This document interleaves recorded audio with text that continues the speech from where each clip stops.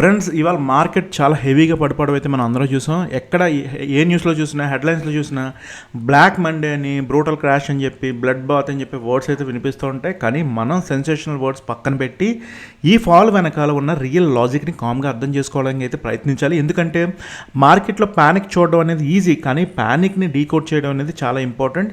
ఇప్పుడు main point ఏంటి అంటే సెన్సెక్స్ ఆల్మోస్ట్ 1882 పాయింట్స్ అయితే పడిపోయి 72,643 దగ్గర అయితే ట్రేడ్ అవుతుంది. నిఫ్టీ నియర్లీ 552 పాయింట్స్ పడిపోయి 22,562 జోన్లోకి వచ్చింది ఫ్రెండ్స్. ఇది ర్యాండమ్ ఫాల్ అయితే కాదు, ఇది వన్ డే ఫీర్ కూడా మాత్రమే కాదు ఫ్రెండ్స్. 2026 స్టార్ట్ నుండి కూడా మార్కెట్ ఆల్రెడీ వీక్గా ఉంది అండ్ మార్చ్లో సెల్లింగ్ ప్రైస్ ఇంకా ఎక్కువైంది ఫ్రెండ్స్. అంటే మనకు రిపోర్ట్స్ ప్రకారం ఇయర్ టు డేట్ సెన్సెక్స్ మరియు నిఫ్టీ అరౌండ్ 14 to 15% వరకు డౌన్ అవుట్ అయితే మనకు కనిపిస్తుంది. అంటే ఈ కరెక్షన్ చిన్న మూమెంట్ అయితే కాదు ఫ్రెండ్స్, ఇన్వెస్టర్ సెంటిమెంట్ మీద డైరెక్ట్ ఇంపాక్ట్ ఇచ్చిన బిగ్ డిక్లైన్ అనమాట. ఇప్పుడు క్వశ్చన్ ఏంటి అంటే ఎందుకు ఇలా జరిగింది? సింపుల్గా చెప్పాలంటే గ్లోబల్ రిస్క్ సెంటిమెంట్ కంప్లీట్గా వీక్ అయింది. US Israel coordinated attacks Iran మీద స్టార్ట్ అయ్యాక మిడిల్ ఈస్ట్ టెన్షన్ అయితే ఫాస్ట్గా పెరిగింది. కాన్ఫ్లిక్ట్ ఇప్పుడు 4th వీక్లో అయితే ఉంది ఫ్రెండ్స్. మార్కెట్కి main fear war news alone కాదు ఫ్రెండ్స్, వార్ వల్ల ఆయిల్ సప్లై డిస్టర్బ్ అవ్వచ్చనే భయం కూడా, ఎస్పెషల్లీ స్ట్రైట్ ఆఫ్ హార్మోస్ గురించి టెన్షన్ అయితే పెరిగింది. ఇది వరల్డ్ ఎనర్జీ రూట్లో చాలా ఇంపార్టెంట్ అనే ఏరియా.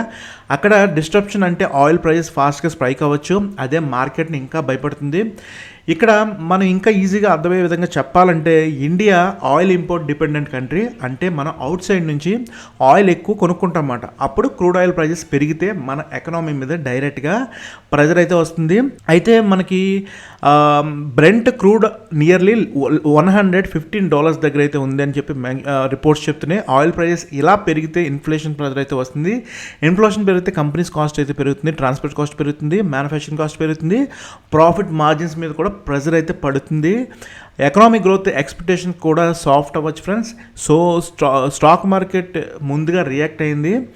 అందుకే ఈరోజు ఫాల్ని ఒక కంపెనీ రిజల్ట్తో, ఒక లోకల్ ఇష్యూతో ఎక్స్ప్లెయిన్ చేయలేం. ఇది broad market fear, global issue, oil pressure, inflation tension, foreign selling అన్నీ కలిసి ఒకేసారి హిట్ చేసే మాట. ఇంకా ఒక ఇంపార్టెంట్ పాయింట్ ఏంటంటే ఈ ఫాల్ ఓన్లీ లార్జ్ క్యాప్స్లో కాదు ఫ్రెండ్స్, బ్రోడ్ బేస్డ్ వీక్నెస్ కనిపించింది.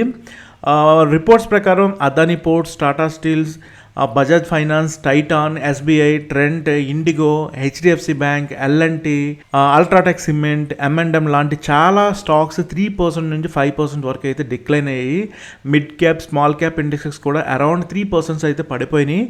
Auto, FMCG, metal, PSU bank, realty, consumer durables, financial services sector అన్ని ప్రెజర్లోకి అయితే ఉన్నాయి friends. Only IT side comparatively కొంచెం బెటర్గా హోల్డ్ చేసింది. అండ్ గ్రీన్లో టీసీఎస్, హెచ్సిఎల్ టెక్ మహీంద్రా లాంటి ఫ్యూ కంపెనీస్ మాత్రమే కనిపించాయి.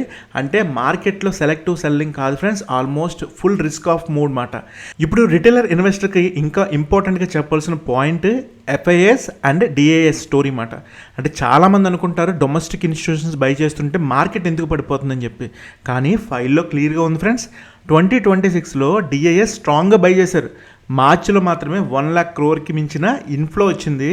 కానీ FIS సెల్లింగ్ కూడా ఈక్వల్లీ కాదు, చాలా అగ్రెసివ్గా ఉంది. అది గుర్తుపెట్టుకోండి. 2026లో FIS టోటల్గా around 1.34 lakh crore worth stocks అయితే అమ్మేశారు ఫ్రెండ్స్.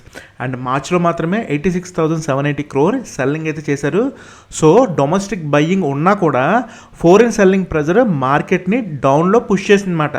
ఇది మనకి ఇంపార్టెంట్ లెసన్. మార్కెట్ని సస్టైన్ చేయడానికి బయ్యింగ్ ఉంటే సరిపోదు ఫ్రెండ్స్, సెంటిమెంట్ కూడా సపోర్ట్ చేయాలి. ఇంకా వొలటిలిటీ ఇండెక్స్ నియర్లీ 15% అయితే జంప్ అయిందని చెప్పి ఫైల్లో క్లియర్గా మెన్షన్ చేస్తుంది. ఇది ఏంటి అంటే మార్కెట్లో ఫియర్ లెవెల్ని పెరిగిందని సిగ్నల్ మాట. నార్మల్గా మార్కెట్ కామ్గా ఉంటే వొలటిలిటీ తక్కువ ఉంటుంది, కానీ అన్సర్టనిటీ పెరిగితే వొలటిలిటీ జంప్ అవుతుంది ఫ్రెండ్స్. సో ఈరోజు మార్కెట్ ఫాల్ చూసి మనం ప్రైస్ మాత్రమే కాదు ఫియర్ మీటర్ కూడా పెరిగిందని అర్థం చేసుకోవాలి. ఇంకో షాకింగ్ నెంబర్ ఏంటంటే ఫిబ్రవరి ఎండ్ నుంచి BSE మార్కెట్ క్యాపిటలైజేషన్ నుండి around 47.53 lakh crore wealth wipe out అయితే అయ్యిందని చెప్పి మనకి రిపోర్ట్స్ అయితే మనకు చెప్తున్నాయి. ఈ నెంబర్ వినగానే చాలామందికి షాక్ వస్తుంది, కానీ దాని meaning simple friends. Stock prices బ్రోడ్గా పడిపోవడం వల్ల కంపెనీస్ టోటల్ మార్కెట్ వాల్యూ అయితే తగ్గిపోయింది. ఇది పేపర్ వెల్త్ డిస్ట్రాక్షన్ అయినా కూడా సెంటిమెంట్ మీద చాలా స్ట్రాంగ్ ఇంపాక్ట్ అయితే చూపిస్తుంది. రిటైలర్ ఇన్వెస్టర్స్ కాన్ఫిడెన్స్ వీక్ అవుతుంది, ఇన్స్టిట్యూషన్స్ కూడా చాలా జాగ్రత్త పడతారు, ఫ్రెష్ బయ్యింగ్ కూడా డిలే అవ్వడానికి అయితే ఎక్కువ పాసిబిలిటీస్ ఉన్నాయి. ఇప్పుడు టెక్నికల్ యాంగిల్లో కూడా మార్కెట్ కంఫర్టబుల్ ప్లేస్లో లేదు ఫ్రెండ్స్. ఫైల్ ప్రకారం నిఫ్టీ 22,000 లెవెల్కి మళ్ళీ పిక్చర్లోకి వస్తుందని చెప్పి మనకి అనలిస్ట్ అయితే చెప్తున్నారు. ఫస్ట్ లెగ్ డౌన్ సైడ్ అయితే 22,560 జోన్ వరకు టార్గెట్ అయితే చేసిందని చెప్పి మనకి రిపోర్ట్లో మెన్షన్ చేసి ఉంది. And immediate resistance 73,900 to 74,000 zone. Sensex సైడ్లో 75,000 టు 75,200 రేంజ్ సప్లై జోన్గా ఉండొచ్చు అని చెప్పి మనకి చార్ట్స్ చూస్తే తెలుస్తుంది. అంటే అప్ సైడ్ ఇమ్మీడియట్గా ఫ్రీగా ఉండదు, పుల్ బ్యాక్ వచ్చినా కూడా రెసిస్టెన్స్ జోన్ స్ట్రాంగ్గా ఉంటాయని చెప్పి మనకి అర్థమవుతుంది. సో మార్కెట్ ఆల్రెడీ పడిపోయింది కాబట్టి ఇమీడియట్గా రీబౌండ్ కన్ఫర్మ్ అని చెప్పి అనుకోవడం సేఫ్ అయితే కాదు ఫ్రెండ్స్.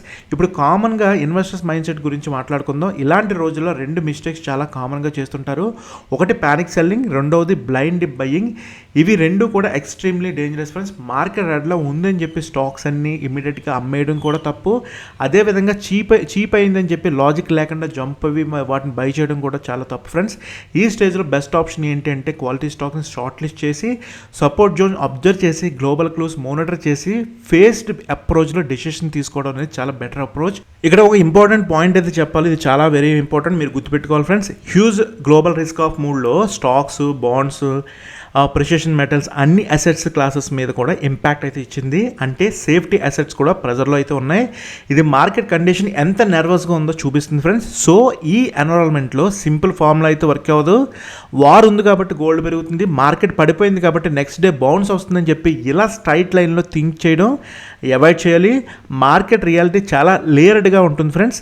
లాంగ్ టర్మ్ ఇన్వెస్టర్స్కి మెసేజ్ ఏంటి అంటే ఫస్ట్ మార్కెట్ క్రాష్ అంటే జర్నీ ఎండ్ కాదు, అది మీరు గుర్తుపెట్టుకోవాలి. కానీ క్వాలిటీ చెక్ స్టార్ట్ అయింది అని చెప్పి మీరు అర్థం చేసుకోవాలి. మీ పోర్ట్ఫోలియో డెబిట్ ఎక్కువ ఉన్న కంపెనీస్ ఉన్నాయా లేదని చూసుకోండి, ఆయిల్ సెన్సిటివ్ సెక్టర్స్ ఎక్కువ ఉన్నాయా లేదని చూసుకోండి, ఓవర్ వాల్యూడ్ కౌంటర్స్ ఉన్నాయా లేదా చూసుకోండి, బిజినెస్ స్ట్రెంత్ ఉన్న లార్జ్ క్యాప్స్ ఉన్నాయా లేదని చూసుకోండి. ఈ క్వశ్చన్స్కి ఇప్పుడు చాలా ఇంపార్టెంట్. ఎందుకంటే షార్ట్ టర్మ్ ట్రేడర్స్కి మెసేజ్ ఏంటి అంటే వొలటిలిటీ హైగా ఉండి కాబట్టి పొజిషన్ సైజ్ కంట్రోల్ చేసుకోవాలి, స్టాప్ లాస్ స్ట్రిక్ట్గా పెట్టాలి ఫ్రెండ్స్. ఎమోషన్ డెసిషన్స్ అయితే మీరు అవాయిడ్ చేయాలి. ఫైనల్గా ఫ్రెండ్స్, ఈరోజు మార్కెట్ మనకి ఒక స్ట్రాంగ్ లెసన్ అయితే చెప్తుంది.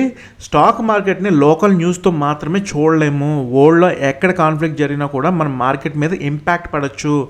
Oil, inflation, FII flows, sentiment, volatility అన్నీ కనెక్ట్ అయి ఉంటాయి ఫ్రెండ్స్.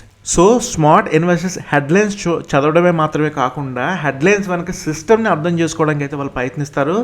కాబట్టి ఈ ఫాల్ని చూసి ప్యానిక్ అవ్వకండి, అలాగే ఓవర్ కాన్ఫిడెన్స్తో జంప్ అవ్వకండి. అబ్జర్వ్ చేయండి, లెవెల్స్ని రెస్పెక్ట్ చేయండి, గ్లోబల్ డెవలప్మెంట్ని వాచ్ చేయండి ఫ్రెండ్స్. మార్కెట్లో సర్వైవల్ ఫస్ట్, ఆపర్చునిటీ నెక్స్ట్. ఈ మైండ్ సెట్తో ఉంటేనే ఇలాంటి క్రాష్ డేస్లో కూడా మనకి క్లియర్ అండర్స్టాండింగ్ ఇస్తాయి. అండ్ అదే లాంగ్ టర్మ్గా మనల్ని స్ట్రాంగ్ ఇన్వెస్టర్స్గా మార్చేస్తుంది ఫ్రెండ్స్. మీరు ఇది గుర్తుపెట్టుకోవాలి. All the best.